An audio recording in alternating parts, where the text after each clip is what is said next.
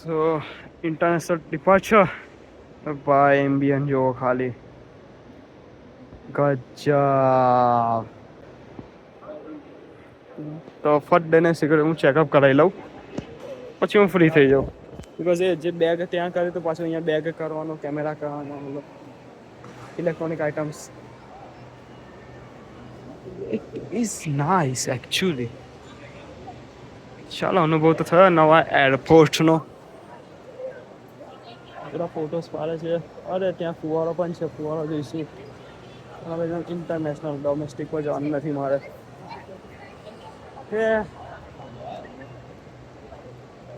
Let's go. તો હવે immigration કરાવી લઉં. વિડીયોગ્રાફી નથી કરી શકતો મેં પબ્લિકલી, તે એ જગ્યાએ ના પાડ્યું છે.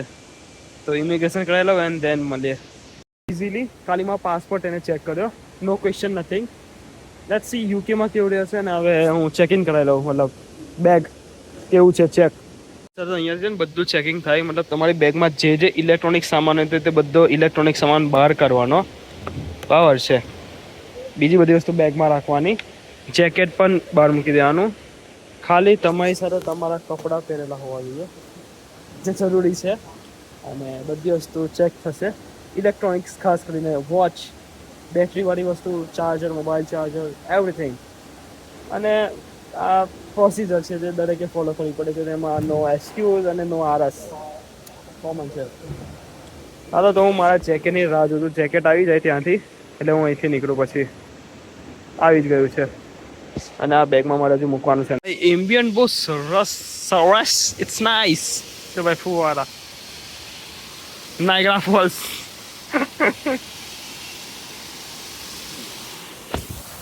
ઠંડક પણ ફીલ થાય છે. That's nice. અને આગળ ત્યાં એ પણ છે નેચરલ બ્યુટી. અને યા you can have a look. પહેલાં મેં ઇમિગ્રેશન કરાવ્યું ત્યાંથી. ઇમિગ્રેશન પછી ચેકિંગ આવે.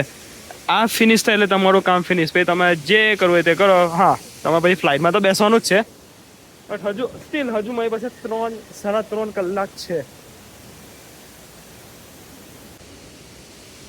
આ જેકેટ પહેરવું પડે છે યાર, ગોળવાનું નથી ગમતું. મારી ફ્લાઇટ છે AI-133. ઓકે, 2 વાગ્યાની જે છે. અને ગેટ છે C2 લંડન જવા માટે. C2 8 મિનિટ થશે પહોંચતા. બહુ detailing. Wow, this is good. Cheese shopping જોવું છે તમારે? આઈ ડોન્ટ થિંક એ દુકાનો જ છે. બસ ખાલી થોડુંક મોંઘું હોય અને ઓફ લાઇસન્સ એક જાતની ડ્યુટી ફ્રી સામાન હોય. ખાસ કરીને શરબત, એલ્કોહોલિક શરબત.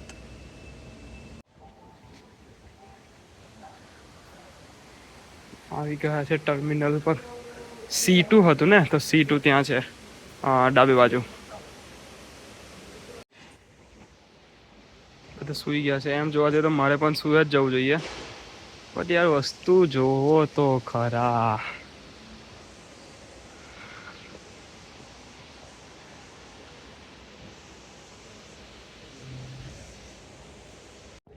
અગિયાર કલાકની ફ્લાઇટ છે, નથી ઊંઘવું.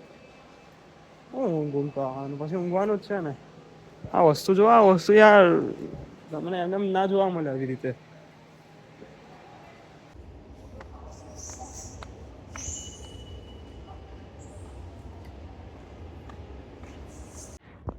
ભાઈ 2 કલાક 1.5 કલાક ઊંઘી લીધું.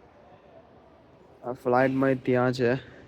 વાગ્યા છે 12:30. હજુ 1.5 કલાક બાકી છે.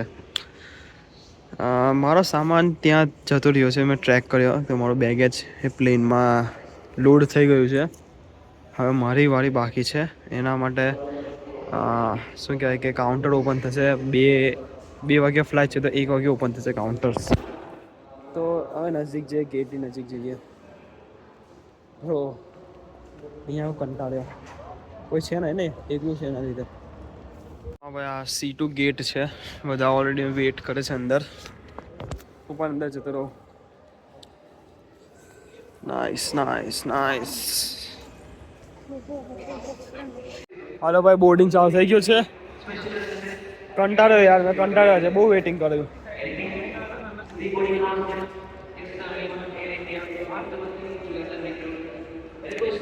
થઈ ગઈ બસ, બસ ભરાઈ ગઈ છે.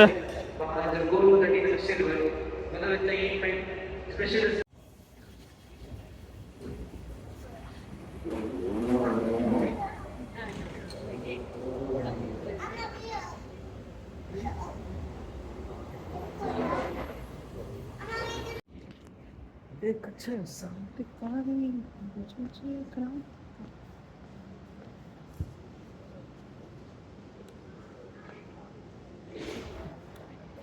મળીએ 11 કલાક પછી.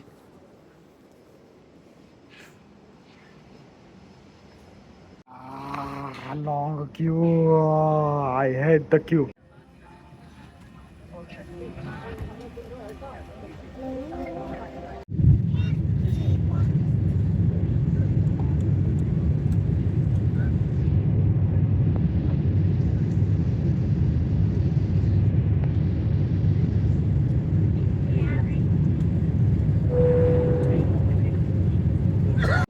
તો ભાઈ 4 કલાક થઈ ગયા છે ફ્લાઇટમાં. આંખોમાં ઊંઘ છે અને જમી લીધું છે બસ. તો હજુ બીજા 6-7 કલાક કરવાના છે. You can do it. Yeah. See you soon. Few moments later.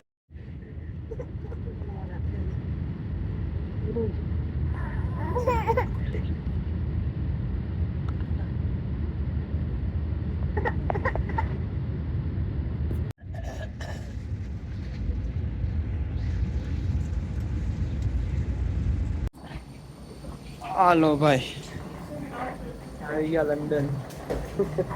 Jacket પહેરી દીધું છે અને બહાર નીકળીને વાત કરી હવે.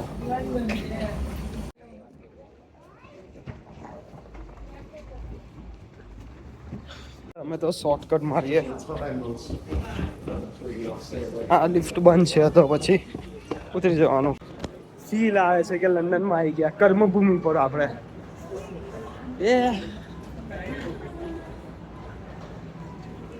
ખુશી પણ થાય છે અને સાથે સાથે એક અલગ ઇમોશન ફીલ થાય છે કે ઘર છોડીને આવ્યા છે. બેગેજ ક્લેમ કરવાનું છે અને ઇમિગ્રેશનમાં ચેક કરવાનું છે કે એન્ટ્રી લીધીને ભાઈ યુકેમાં ઇમિગ્રેશન થશે હવે. ને પછી સીધું બસ પકડીને ઘરે. હવે બધા ભાગમ ભાગ કરે છે. ખબર પડી કે લંડનમાં આવી ગયા, બધા જ ભાગમ ભાગ કરે. કોઈ શાંતિથી ના ચાલે. જો ભાઈ કોઈ છે આવ્યા પાસપોર્ટ કંટ્રોલમાં જવાનું, બેગેજમાં જવાનું and then exit and then travel. તમારે જેલું તો આ પ્રમાણે તમારે ચાલવું પડે. હાલો તો પહેલાં બેગેજ લઈ લઉં. ચાલો તારે યુકે બોર્ડર પર આવી ગયા છે. બ્રો ક્લિયર, કશું જ નહીં પૂછ્યું. જસ્ટ કઈથી આવે એટલું જ પૂછ્યું. ઇન્ડિયાથી આવ્યા અને ડન. મતલબ ગુડ ગુડ. ચલો હવે બેગેજ કલેક્ટ કરી લઉં. ભાઈ કારનું બેગેજ કરું છું પણ આવ્યું જ નથી હજુ. ચાલો અગેન કલેક્ટ કરી લીધું. હવે મારે છે બસ પકડવાની છે. ટ્યુબ હું પકડી શકું છું બટ બસ મને ઇઝી રહેશે.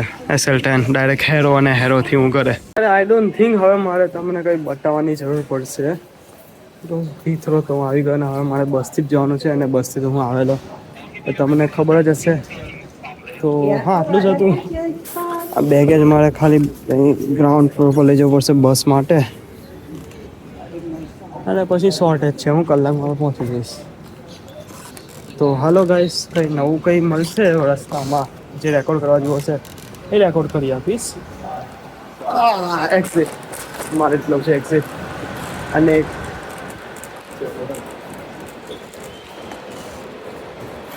સી ઠંડક તો છે. હા. I will see you next time. Have a good day.